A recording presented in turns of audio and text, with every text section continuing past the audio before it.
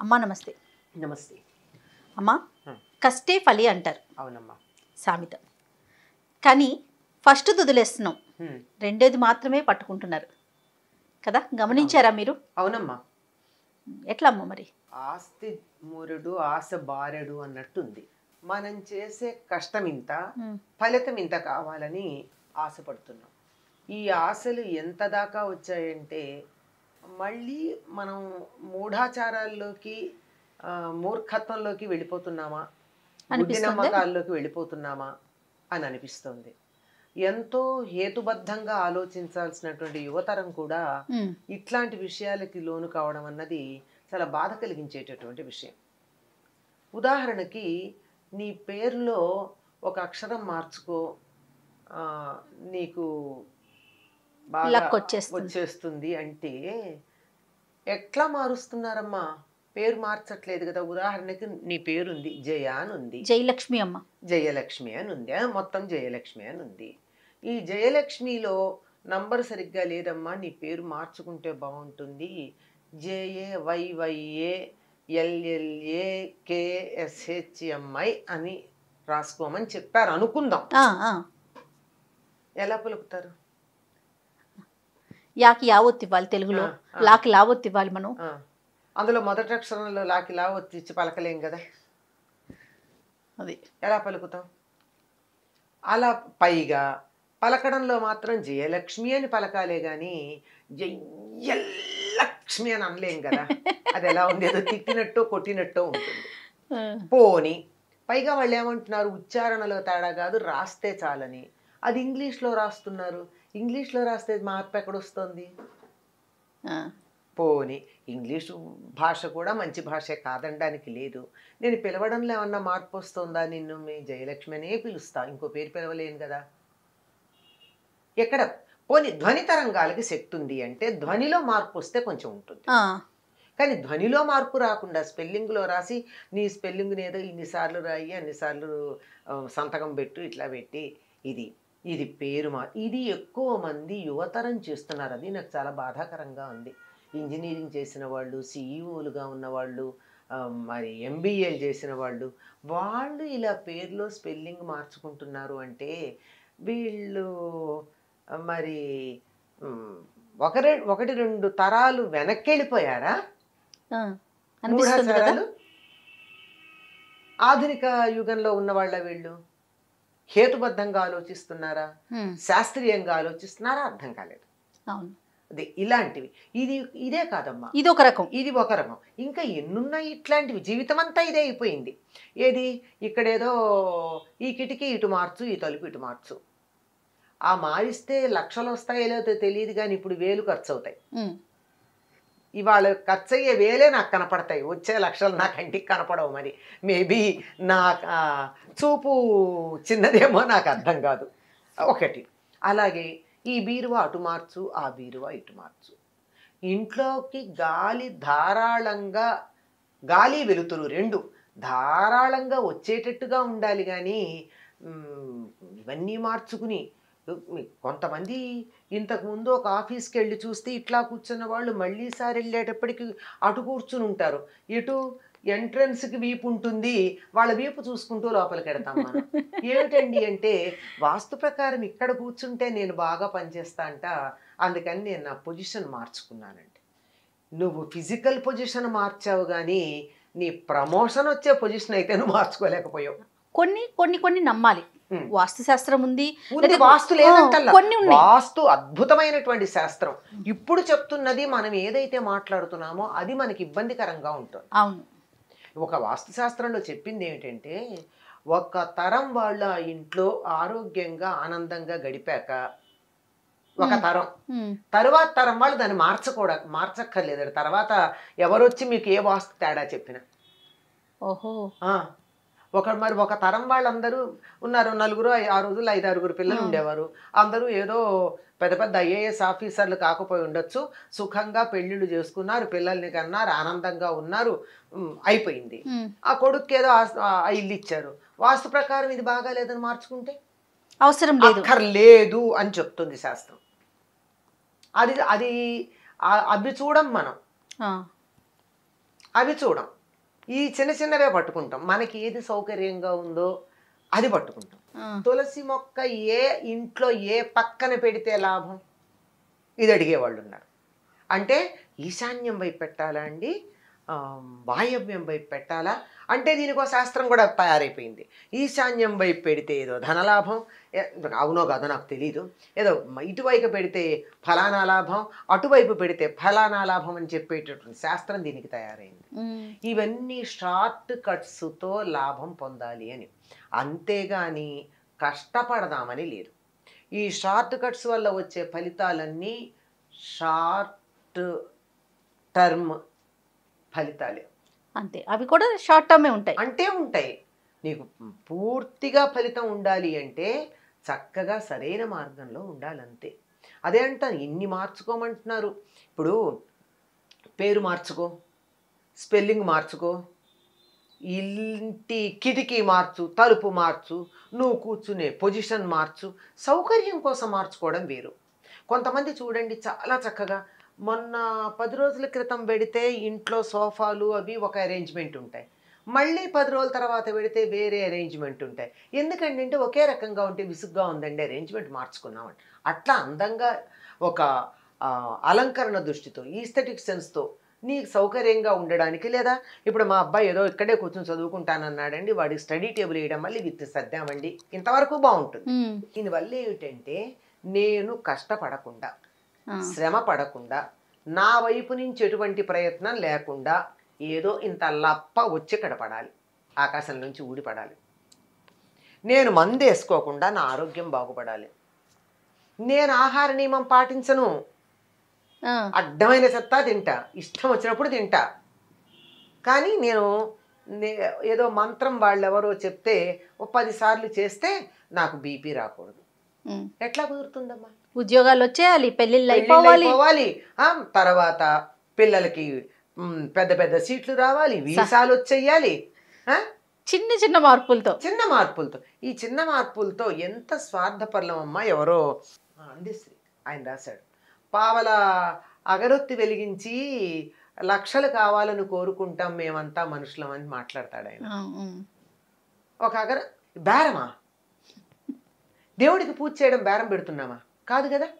ఇలా మనం ప్రయత్నం ఏమీ చేయకుండా, ఇంకోటి నాకు చాలా ఆశ్చర్యకరంగా అనిపిస్తుంది, మీకు ఈ లాభం కావాలంటే ఇలా దీపం పెట్టండి, మీకు ఈ లాభం కావాలంటే ఇలా దీపం పెట్టండి, ఏదో ఇంత ఉప్పు వేయండి, ఆ ఉప్పు మీద దీపం పెట్టండి, 3 ఒత్తులు వేయండి, పెరట్లో 2, వీధిలో 2 పెట్టండి, దేవుడి దగ్గర 2 దీపాలు పెట్టండి, 6 దీపాలు. 6 దీపాలకి అయ్యే నూనె ఒక నెలకు ఖర్చు వేయండి, ఖర్చు లెక్క వేయండి. నీకు ఇలా ప్రతిదీ, నీకు ఇన్ని దీపాలు పెట్టడానికి ఎంత సమయం వృధా చేస్తున్నావు అంటే దీపం పెట్టద్దాం సార్, నీకు ఇష్టం ఉండి ఇల్లంతా దీపాలు పెట్టుకోవాలంటే ఇల్లంతా పెట్టుకో, కానీ ఏదో వస్తుందని అప్పు చేసి నూనె కొని పెడతావే, ఇది ఇక్కడ వచ్చింది తేడా. పోనీ అప్పు చేయకపోయినా ఏదో వస్తుందని పెడతారు కదా, ఏదో వస్తుంది పెడతావు అంటే జీవితం అంతా నువ్వు ఈ దీపాలు పెట్టడానికి, ఒత్తులు తయారు చేయడానికి, ఆ కింద దాని అరేంజ్మెంట్స్ చేయడానికి, దీంతో అయిపోయాక నీకు జీవితంలో నువ్వు ఆనందంగా ఉండేది ఎప్పుడు వస్తుందో తెలియదు. ప్రస్తుతం అయితే నువ్వు లేవు ఆనందంగా కదా. అసలు ఉన్నదాంతో ఆనందంగా ఉండడం మొదలు పెడితే ఈ క్షణం నుంచి ఆనందం ఉందే. కరెక్టే కదమ్మా. నేను దీనికి చిన్న ఉదాహరణ చెప్తూ ఉంటాను, ఎప్పుడు చెప్తాను, పిల్లలకు కానీ పెద్దలకు కానీ. కరెంటు పోయింది అదృష్టవశాత్తు, లేకపోతే మనమా ఎక్కడ చూస్తాం, కొన్ని సందర్భాల్లో అదృష్టమే అది. కరెంటు పోయింది, చక్కగా టీవీ కూడా ఆగిపోయింది, ఎంత బాగుంది, ఆరు బయటికి వెళ్ళి వెన్నెలు చూస్తాం, లేకపోతే చూస్తామా మనం? అందుకే అదృష్టవశాత్తు అన్నా. లేదండి వెన్నెల రాత్రులు కావు, నల్లని ఆకాశంలో నక్షత్రాలు అలా ఉంటే రత్నకంబళిలాగా అనిపించలేదా? ఒక్కసారి దాని వంక కన్నెత్తి చూడు, ఆ నక్షత్రాలు అలా కదులుతుంటే ఎంత ఆనందంగా ఉంది. అటువంటి చూసి ఆనందించటం అన్నది నీ మనసులో ఉండాలి, కానీ వెన్నెలనైనా ఆనందిస్తావు. చీకటి రాత్రుల్లో నక్షత్రాలున్న నల్లని పోని రత్నకంబళి వదిలే, నల్లని ఆడపిల్లలు మాట్లాడుకుంటున్నాం కదా, ఒక నల్లని వెల్వెట్ క్లాత్ మీద మీకు నచ్చిన మెటీరియల్ మీద నల్లని పట్టు అనుకుందాం, నల్లని పట్టు మీద చిన్న చిన్న తెల్లని జరి అలా చమక్ మెరుస్తూ ఉండే చీరలాగా అనిపించలేదు ఆకాశం చూస్తే? మనసు ముఖ్యం అంటే ఆనందించటం అన్నది ఎంత ఉన్నా ఉండదు. మన మనస్సును బట్టే ఉంటుంది. పట్టుపరుపుల మీద పడుకుంటే నిద్ర పట్టని వాళ్ళు ఉన్నారు. అవును. కటిక నేల మీద హాయిగా నిద్ర, అమ్మయ్య ఆహా భలేగా నిద్రపోయాను, ఎంత హాయిగా ఉందో, తేలిగ్గా ఉందనే వాళ్ళు ఉన్నారు. ఇది మానసిక స్థితి మీద ఉంది. ఇది మార్చుకుంటే అనుక్షణం ఆనందమే. అది లేక నేను కష్టపడను, నేను నీ ఆరోగ్యానికి అనుసరించిన ఆహారం తీసుకోవచ్చు కదా, ఎప్పుడు పడితే అప్పుడు ఏది పడితే అది, ఏ చెత్త పడితే అది జిహ్వచాపల్యంతో మింగేసి ఆరోగ్యం ఉండమంటే ఎట్లా ఉంటుంది? దానికి కూడా ఒక సమయం ఉంది కదా, ఓ పద్ధతి ఉంది కదా. యుక్తాహార విహారస్య, సరైన ఆహారం, సరైనటువంటి పని చెయ్యి. ఇది చెయ్యమని చెప్పేటటువంటి వాళ్ళు మనకి ఎవరున్నారు? ఎంతసేపు ఈ రంగు రాయి పెట్టుకో, ఈ ఉంగరం పెట్టుకో, ఈ పేరు మార్చుకో, పలానా మొక్క పెట్టుకో, మొక్క పెట్టుకో, పలానా ఫోటో పెట్టుకో, ఇది ఈ మొక్క పెట్టుకుంటే ఈ మూల ఏవో కొన్ని మొక్కలు చెప్పారు, ఈ మొక్కలు పెట్టుకుంటే లాభం. కానీ నేను చెప్తాను మొక్కలు పెట్టుకోమని. ఏవి ఆక్సిజన్ బాగా ఇచ్చే మొక్కలు కొన్ని ఉన్నాయి, అవి పెట్టుకోమని. అవి పెట్టుకోండి. ఏదో స్పైడర్ ప్లాంట్ అంటారు దాన్ని, అదొకటి ఎంత ఆక్సిజన్ ఇస్తుందో. ఇంటీరియర్ లోపల పెట్టుకోండి, ఇంట్లో మంచి ప్రాణవాయువు ఉంటుంది. ఈ స్నేక్ ప్లాంట్ అంటారు, పేర్లు చూడండి బాగాలేవు, తెలుగులో బాగుంటాయి. అది మాడో ఏదో అంటాం, అది పెట్టుకోండి. మనీ ప్లాంట్ అన్నారు, ఇది ఒకటే పేరు బాగుంది, అది పెట్టుకోండి. అవును. ఇంకా ఒక 5 6 ఉన్నాయమ్మా. మనం ఇంట్లో పెట్టుకుంటే కూడా వారానికి ఒకసారి బయట పెట్టి లోపల పెట్టుకుంటే సరిపోతుంది, మంచి ప్రాణవాయువు ఉంటుంది, ఆక్సిజన్ ఉంటుంది. ఇది పెట్టుకోండి అని చెప్తాం కానీ దీన్ని ఈ మూల పెట్టు, ఆ మూల పెట్టు. మీరు అన్నట్లు పైనుంచి ఏదో పడిపోతుంది. ఏది పడిపోతుంది? ఏం పడిపోతుంది? ఏమీ పడదు, ఆరోగ్యం చెడుతుంది. ఇప్పుడు కూడా సుఖపడకపోవడం ఉంటుంది, ఇప్పుడు కూడా కష్టపడటమే ఉంది. ఆ పడటం, కష్టపడటమే, ఏం పడతాం? హాయిగా ప్రయత్నం చేయండి. మీకు ఏదన్నా కావాలంటే ప్రయత్నం చేయండి. ప్రయత్నం చేసి ఆ ప్రయత్నం ఫలిస్తే వచ్చేటప్పుడు ఉండేటటువంటి ఆనందం చాలా బాగుంటుంది. అప్పుడు సెరిటోనినో ఏదో ఒక హార్మోన్ బయలుదేరుతుందట మనలో, ఆ హార్మోన్ వల్ల ఆనందం వస్తుందట. ప్రయత్నం వల్ల చేసినప్పుడు ఆనందం ఎందుకు వస్తున్నదో దానికి కూడా మనకి శాస్త్రీయంగా చాలా మంచి కారణాలు చెప్పారు. అవును. చేత ప్రయత్నాలు చేయండి. ఎప్పుడు పూజలు మానమని లేదే, పూజ చేయండి. ఎందుకు చెయ్యాలి? చేతులు ఇచ్చాడు, చెయ్యండి. నోరిచ్చాడు, 2 మాటలు మాట్లాడండి దేవుడి గురించి. కళ్ళు ఇచ్చాడు, చాలా అందంగా అలంకరించి చూసి ఆనందించండి. చెవి ఇచ్చాడు, వినగలుగుతున్నాం కదా, 2 స్తుతులు వినండి. అంతకు చెయ్యాలి కానీ పూజ. ఇన్ని ఇచ్చినందుకు ఆయనకి పూజ చెయ్యాలి. ఇవి లేని వాళ్ళు ఎంతమంది ఉన్నారమ్మా? ఇవి ఉన్న మనం ఎంత ధనవంతులం, ఎంత సంపద కలిగినటువంటి వాళ్ళం. మనకున్న సంపదని మనం గుర్తించట్లేదే. అన్నిటినీ మించి బుర్రిచ్చాడు కదా, వాడుకోవచ్చుగా. దాన్ని వాడుకో, ఉపయోగపెట్టుకో. ఇది ఇచ్చినందుకు రోజు ఒకసారి కృతజ్ఞత చెప్పుకో దేవుడికి. నాకు ఇవన్నీ ఇచ్చావు. We are haves, we are not have nots. డబ్బు కాదు ఇక్కడ, కన్ను, ముక్కు, చెవి, నోరు, బుర్ర, బుద్ధి, చెయ్యి, కాలు, ఎన్ని ఇచ్చాడు మనకి. ఆరోగ్యం, ఉండడానికో ఇల్లు, ఇవన్నీ ఇచ్చాడు. అందుకని ఒకసారి దండం పెట్టుకో. ఏమవుతుందో తెలుసా? అలా దైవానికి ఇచ్చిన వాటి కృతజ్ఞతతో నమస్కారం చేసుకుంటే మనకొచ్చే పరిస్థితుల్ని ఎదుర్కోగలిగినటువంటి ధైర్యం వస్తుంది. అది కావాలి. అంతేగాని నాకు కష్టమే రావద్దనుకుంటే, చీకటి పడకపోతే వెలుగు విలువ ఎలా తెలుస్తుంది? పురిటి నొప్పులు పడకపోతే బిడ్డ నవ్వు చూసే అదృష్టం ఎక్కడుంటుంది? అంతే కదమ్మా, కదా. ఆ పురిటి నొప్పులు పడాలి, తప్పదు. కాకపోతే ప్రాణాంతకంగా కాకుండా ఉండడానికి భగవంతుడు అనుగ్రహం అంతే అంతే. అంతేగాని షార్ట్ కట్స్లోనా ఇవన్నీ మనం కావాలనుకునేది? మీరు అన్నట్లుగా యువత కూడా బాగా, యువతే ఎక్కువ మూర్ఖులుగా తయారయ్యారు. నేను బాధపడుతున్నది అక్కడే. ఇప్పుడు నా తరం వాళ్ళు ఏదన్నా ఉంటే పోనీ ఎప్పటి వాళ్ళు అని అనుకుంటాం, ఇంకా మేమే కొంత ఆధునికంగా మాట్లాడుతున్నాం ఈనాటి యువతరం కన్నా. ఎట్లమ్మా మరి మార్పు తీసుకురావాలంటే వాస్తవం చెప్పాలమ్మా. వాళ్ళకి వాస్తవం తెలియాలి. చెప్పేవాళ్ళు లేరు. ఈ మత్తులో ముంచేసే వాళ్ళు ఎక్కువైపోయారు. డ్రగ్స్ కన్నా ఎక్కువ మత్తుగా అయిపోయింది ఇలాంటి మాటలు. నువ్వు పేరు మార్చుకో, తెల్లారేటప్పటికి నీకు ప్రమోషన్ వస్తుందంటే స్పెల్లింగ్ మార్చుకోమంటే. మరి నిజంగా ప్రమోషన్ మీద ఆశ ఉండడంలో తప్పు లేదు, కానీ పేరు మార్చుకోవడం వల్ల కాదు కదా, నువ్వు కష్టపడి పని చేయడం వల్ల అన్న సంగతి చెప్పాలి వాళ్ళకి. ఆ పని చేసే తత్వాన్ని నేర్పించాలి. అసలు వర్క్ కల్చర్ అనేది నేర్పించాలి. కృషి అన్నది నేర్పించాలి. కృషితో నాస్తి దుర్భిక్షం అన్నారు. కృషి అన్నటువంటి మాటకి మనము ప్రయత్నం చేయడం అంటాం. సంస్కృతంలో కృషి అన్న మాటకి వ్యవసాయం అని అర్థం, అగ్రికల్చర్. చెయ్యండి, ప్రయత్నం చేయండి. ప్రయత్నం చేస్తే వచ్చింది ఇంత ఫలితమైన ఆనందంగా ఉంటుంది. పరమానందంగా ఉంటుంది. పిల్లలు బాగా ఖర్చు పెట్టే పిల్లలకి నేర్పాల్సింది ఏమిటో తెలుసా? ₹1 సంపాదించడం నేర్పండి. వాళ్ళు దుబారా ఖర్చు మానేస్తారు తెలుసా? అవునమ్మా. ₹1 ఖర్చు ఏదంటే ₹1 ఖర్చు పెట్టమంటే అది మానరు. అది తను సంపాదించింది, అది ఖర్చు పెట్టారు గనక దాన్ని అలా చూపిస్తున్నంత కాలం వాళ్ళు జాగ్రత్తగా ఉంటారు. ఈ షార్ట్ కట్స్, ఈ షార్ట్ మెథడ్స్ ఏవైతే ఉన్నాయో వీటి నుండి, ఈ మత్తులో నుండి యువతరాన్ని పక్కకు తీయాలమ్మా. ఈ ఇంట్లో ఉన్న పరిస్థితులు వాస్తు మార్చుకోవడం, అక్షరాలు మార్చుకోవడం, రకరకాలైనటువంటి మంత్రాలు చేయడం, తంత్రాలు చేయడం, తాయెత్తులు కట్టుకోవడం, వీటన్నింటికి ఖర్చు పెట్టేటటువంటి సమయం పనిచేయడానికి ఖర్చు పెడితే సరిపోతుంది కదా. అంతే, ఫలితం కొంచెం లేట్ అవ్వచ్చు. మా నాన్నగారు అంటూ ఉండేవారు, మా చిన్నతనంలో కాపీలు రాయడం అనేది బాగా అలవాటు ఉండేది పిల్లలు.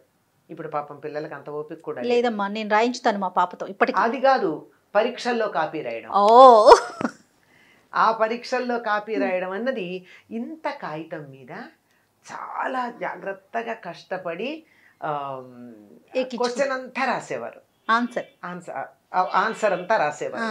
మా నాన్నగారు అనేవారు, ఒరేయ్ ఇది రాయడానికి ఎంత శ్రమ పడ్డావో ఆ శ్రమ చదవడానికి పెడితే వచ్చేసేది కదరా నీకు అని.